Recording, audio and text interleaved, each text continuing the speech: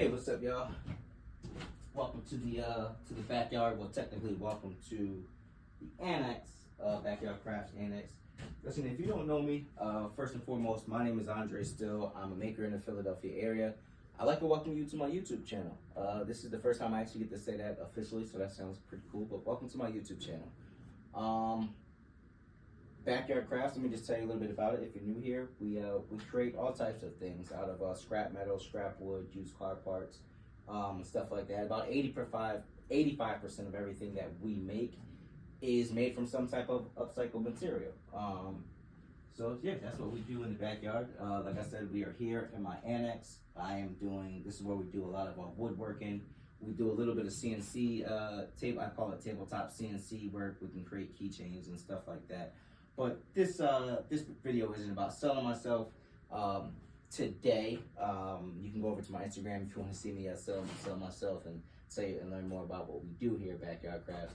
But what I've been trying to do, I'm trying to start a series called Backyard Thoughts from the Backyard Thursdays. I'm stepping off camera right here just to kind of adjust the camera. Sorry. I'm trying to start a series. I am starting a series. This is my second one, called Thoughts from the Backyard Thursdays, where I just share my thoughts about things that go on in the craft industry that are just going on. I don't know, next week we might be talking about football. I have no idea. But I know this week in particular, what I've had on my mind for some time now is something that every maker, every artist, and any business really, that they struggle with, and that is justifying your prices, trying to find the right price points to sell your work and sell stuff. And especially for artists and creatives, there's this stigma there's a stigma about like artists and people that are creative, like actually making a livable wage and making a living. And you've heard the term starving artist and things like that. And I think that it's time for that stigma, honestly, to go away.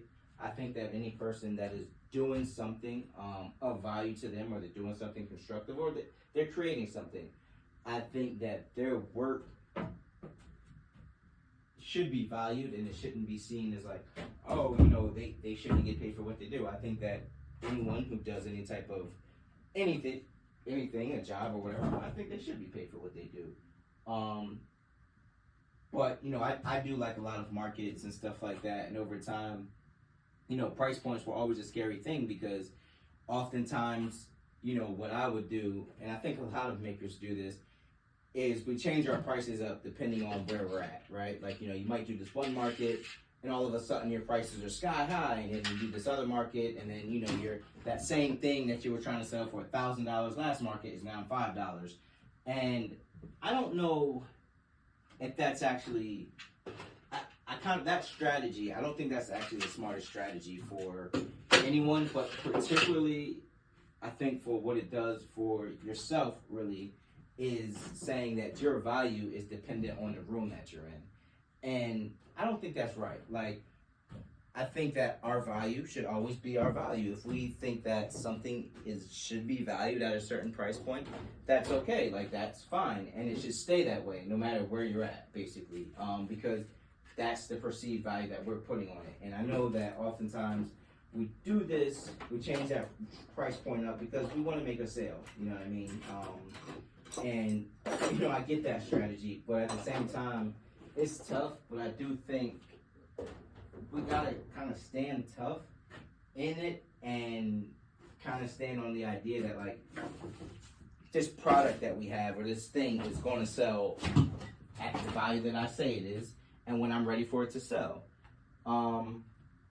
Again, it's very hard to do, because if you've ever done a market, or if you're ever going through a slow time, I'm still fairly new in the craft world, honestly. About 5 years in, full time. I just got in full time this year. But I was thinking back to a time where, basically, when I first started, I would make stuff, and I go stand outside of stores and stuff like that. And this one particular, not Halloween, this one particular Valentine's Day, I stood outside of a Wawa in Philadelphia, and I made these little hearts, and I was selling those. and a person asked me, well, how much are they? And I said $20. And they were like, $20, you know, I wish I still had one so I could show you all, but you know, they're like, you know, you gotta lower that price because you're starting out, and you know, you gotta take the, and just to give you a little background on where I come from working in the automotive field. I've been an automotive technician and shop owner for 15 years. And so when I think about price points and getting what you're worth, a lot of my idea is based off of how things work in the automotive world. Like, you know, if you have a certain kind of car and it says you need a water pump, well, I have a whole manual to look up. I have a manual that is from the manufacturer of that car, and that manual will say, hey, in theory, this job should take no more than 2 hours. So with that being said, if the job should take no more than 2 hours, well, then the price point, like whatever the labor rate is, if your labor rate is $125, well, 2 hours worth of work is $250. You know what I mean? And you know, the problem with making things by hand and stuff like that is that there is no actual, like, there are some things you can kind of have, and it really comes after having an experience, but there are a lot of things don't really have like a set guideline to where you can say like, hey, this, you know, you don't really have a booklet like you do for the automotive world. And so that does kind of make, you know, it hard, because fabrication, something that you think is going to take 15 minutes, it could end up taking you 20 minutes or like 20 hours. You know what I mean? Really easy, really quickly, really, you know, so there's a lot more that goes into it when you start talking about creating things that are custom, creating things that don't really exist in the world, and there's, you know, designing it, and there's a lot of time that goes into it. So back to the story, at Wawa, what I took away from basically that is that when I got into this, when I actually started taking it more seriously, I told myself, I'm going to price my things at what I think they're worth. And the way that I started doing that was basically keeping track of my time and my materials. So for Backyard Crafts, our process is most of the time we'll buy a lot of secondhand wood or metal. You know, we'll either go to the scrap yard, or we'll end up going to like maybe we'll find some like pieces of scrap wood on Facebook Marketplace or something like that.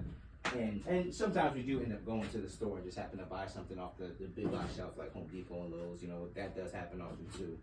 But whatever the case is, you know, I know the time and materials, you know, that I have on my products. You know, something that might seemingly look like it took 15 minutes might have really took me 2 hours. And I told myself as I got into this business that, you know, it's time for me to put a true value on what I do. You know, I worked on cars for a while, and one of the things that was happening, if I'm being completely honest, was that I wasn't really getting paid what the value that I brought. And then you just kind of, I'm in the automotive world right now. There's so much information, and a lot of industries are going through this where, and it's fine, but the consumer has a lot more information than they used to have about something. So with that being said, back in the day, it made it easier for people that wanted to get over on people. It made it a lot easier because there wasn't that much information available to consumers. But now all the information that we have available to consumers, they think they know the ins and out of an industry. And that's dangerous too, because now, you know, someone may say, well, I saw on YouTube a guy said this job should only take 5 minutes. Well, that's all fine that you think that, but you don't realize that guy showed you the part of the job that was, he didn't show you all the work he had to do to get to that one specific part of the job, or whatever the case is, and a lot of people don't realize that. So transferring that knowledge over to making stuff, I told myself that I have to find a way I have to be brave enough, for one, to stand behind what I say my price is. Not everything I make is worth $400, $500, $600, but I do make some things that I put my time and my materials into it, the price comes out at 4, 5, 600, 700, 800 bucks, and that's okay. That is perfectly fine. Again, as a maker, as an artist, it's kind of like, oh my goodness, because again, we want to make these sales, and again, how the world sometimes views people that work with their hands or views artists and what they can do, it's kind of like, oh, well, you should be happy I'm buying your art, or you should be happy that I'm buying your crafts, or kind of like that, where it's like, well, no, like, this is a product that I made, and just like we go to Walmart, we go to Target, and we buy these things that someone else made or some machine made or whatever, and we pay that price because we feel like it's justified because of the store that it's in. I'm no different than that. What we make, what we build is no different than walking into Walmart or something and seeing those seeing those products. And again, I think it is a big play on confidence. It's a big play on our own perceived value of what we do when we keep like flip-flopping. One day it's this, the next day it's that. There's a point, I think, that as makers and artists and creators, we got to get to, that we can really say, this just is what the price is. And yeah, sometimes, I have three big major items that I have that are taking a while to sell because they are priced at, a higher price point. And I do make some things that sell all the time because they're priced at a lower price point. But also, like, the time that I have in those bigger things, I can't let go for the number that I know that doesn't really reflect the value that they have. You know what I'm saying? And I just think that's the justification of what we're charging for the things that we make. It really just goes back to us knowing what we put into it. You know what I mean? Again, if you have 17 hours or 20 hours or 40 hours on something that you painted, or 40 hours on something that you make, that should reflect whatever that product is being sold for, that service is being sold for. That price should reflect that. And again, I think there are some things, how I view it as, like, I have some things in my catalog, again, that I make that I call them they're cash flow products. There's not much time in them. There's honestly not much detail. These are things that I know that will sell. The history of them, they've sold before, and so I make them, because I know they'll sell. But there's again, those are more so what I call my cash flow products. I still try to equate my time. I still try to equate some of the value, or try to capture some of what I can on those products. But I also know that they didn't take me that long, or that they, there wasn't much in making them. So I'm not necessarily worried about getting 5, 6, 7, 800 bucks for them, because it's like, this was something I was able to make quick, easy, still comes out good. It's still a good looking product overall, and everything like that. But it's just, something I just wanted to get off my shelf quick. But I will say, like, again, for all of us that are in this field, it is time, like, for us to look at ourselves and say, and admire what we do. And it's time to also get paid for what we do, and not just in the sense of money, but in the sense of the overall value that we're getting. That the overall value that we're getting for our work. You know what I'm saying? It's tiring at times. Like I said, I do a lot of markets, and sometimes you get certain feedback, and that the person doesn't really understand what it takes what goes into, even, for example, setting up for a market.